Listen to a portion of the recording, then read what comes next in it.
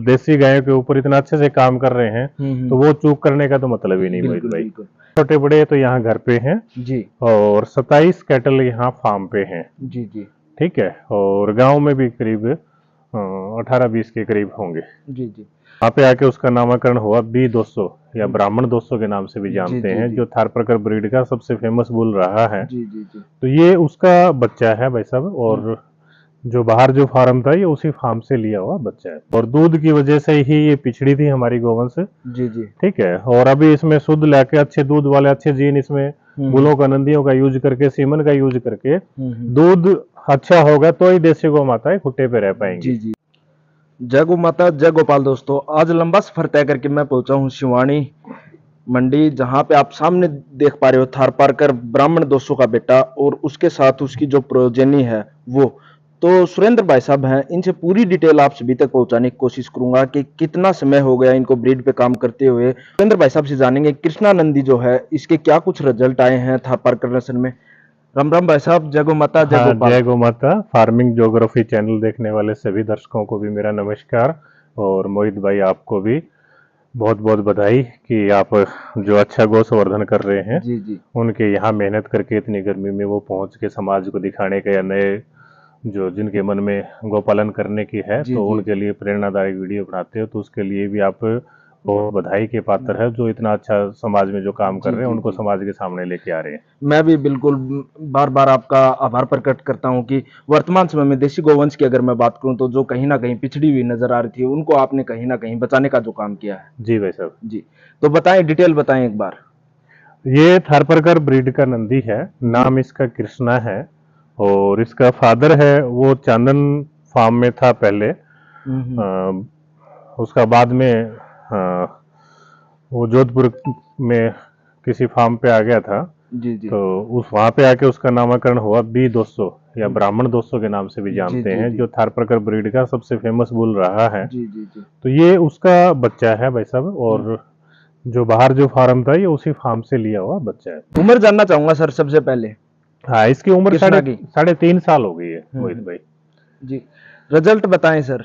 हाँ, रिजल्ट इसका ये है, एक तो इसकी ये बच्चिया है, इसका नाम रखा है हमने उज्ज्वला, जी और ये करीब 4 महीने की होगी। जी जी। ठीक है, हम्म और एक ये इससे पहले की बच्चिया है। हम्म। ठीक है, ये करीब 8 महीने की होगी। जी।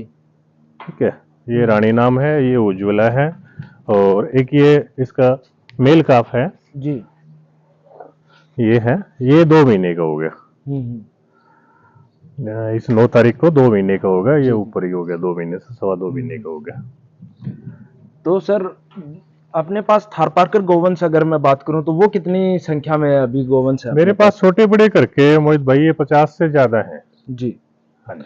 अभी मैं व्यूवर्स को बताना चाहूंगा, कुछ गोवंश है जो यहाँ पे हैं और कुछ गोवंश है जो आपने वहां पे खेत में खुले छोड़ रखे हैं। कम से कम 50 से 60 बीघा के आसपास जमीन होगी वहां पे। 3 जगह गोवंश है हमारा। एक तो मेरा गांव पड़ता है बैल के पास पातवाड़, हम्म तो ज्यादातर मिल्किंग काऊ वही रहती हैं, हम्म और जो छोटे बच्चे हैं ड्राई काऊ हैं, हेफर हैं। ठीक है, हम्म और या जो दूध से कोई हट जाती है तो उसके हम्म। बाद में यहाँ फार्म पे रहती हैं। जी। तो ये 3 जगह गायें हैं। अभी ये 2, 4, 6 और 10, ये 10 छोटे बड़े तो यहाँ घर पे हैं, जी और 27 कैटल यहाँ फार्म पे हैं। जी जी ठीक है, और गांव में भी करीब 18-20 के करीब होंगे। जी जी। कहीं ना कहीं रिजल्ट देखने के बाद थारपारकर नस्ल में अगर मैं कृष्णा नंदी की बात करूं तो वर्ल्ड फेमस जो B200 का बेटा है, हाँ तो जी। इसके सीमन अवेलेबल के ऊपर कहीं ना कहीं बात आती है तो लोग पूछते होंगे, तो उसके बारे में क्या कुछ आपकी राय है। सिमन का ऐसा है कि जैसे अभी ये 2 बच्ची हैं। जी।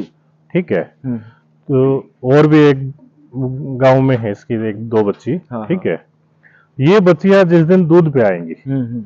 ठीक है, हम्म। तो ये अपनी माँ से कितना बेहतर परफॉर्म कर पाए। हम किसी एक बछड़ी की बात नहीं कर रहे, कम से कम 10 बछड़ियों में देखेंगे, और जी। उसमें हमें संतोषजनक रिजल्ट महसूस हुआ, हम्म। तो हम इसके सीमन के बारे में बनवाने पे विचार कर जी सकते जी। हैं।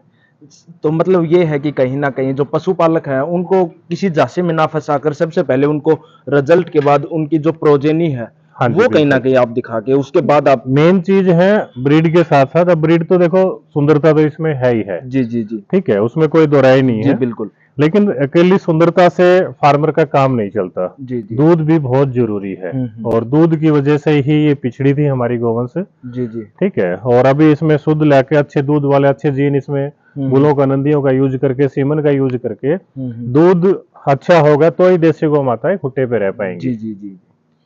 तो घी का काम भी आप साथ में करते हैं? हाँ, हम दूध सेल नहीं करते। हम्म। सबसे पहले तो हमारी प्राथमिकता होती है कि बच्चों को भरपेट दूध पिलाने की, जी जी। ठीक है। और उसके बाद में जो शेष दूध रहता है वो फिर हम इसका घी बनाते हैं देसी जी जी। गाय का। कहीं ना कहीं मैं भी काफी जगह घूमा हूं तो देखता हूं जो ब्रीड पे काम करते हैं वो कहीं दूध सेल नहीं करते, घी का जो काम करते हैं।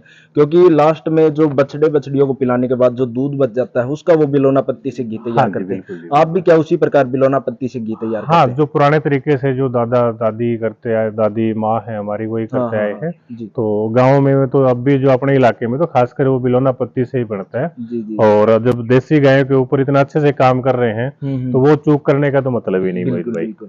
तो आपके कॉन्टेक्ट नंबर है वो जानना चाहूंगा सर। हाँ, मेरा मोबाइल नंबर है 97 282 94 444। जी जी। इसके अलावा लोगों को क्या कुछ अपने माध्यम से राय देना चाहोगे पशुपालकों को या देसी गोवंश जो रखते हैं उनको? लोगों को तो यही है, जो भी कोई देसी गौवंश रखना चाहे हम्म। तो आज जाने वाले समय में सबसे बड़ी लड़ाई है आदमी के स्वास्थ्य की, जी जी। ठीक है। ये इतना फास्ट ये चीजें होगी खेती में या खाने पीने की चीजें में, हवा में, ठीक है, हर तरीके से प्रदूषित हो गया है। हम्म। सिर्फ लालच के चक्कर में, जी ज्यादा उत्पादन, ज्यादा पैसे कमाने के चक्कर में, या ज्यादा भागदौड़ के चक्कर में, या इजी लाइफ जीने के जी चक्कर जी में जी। हम सब ने अपना स्वास्थ्य खराब करे बैठे हैं। हम्म। तो हम इसकी तुलना यदि दूसरी गायों से या ज्यादा दूध देने वाली ब्रीड से या जो विदेशी ब्रीड है उससे करें तो हम ये गायें रखने की नहीं सोच सकते।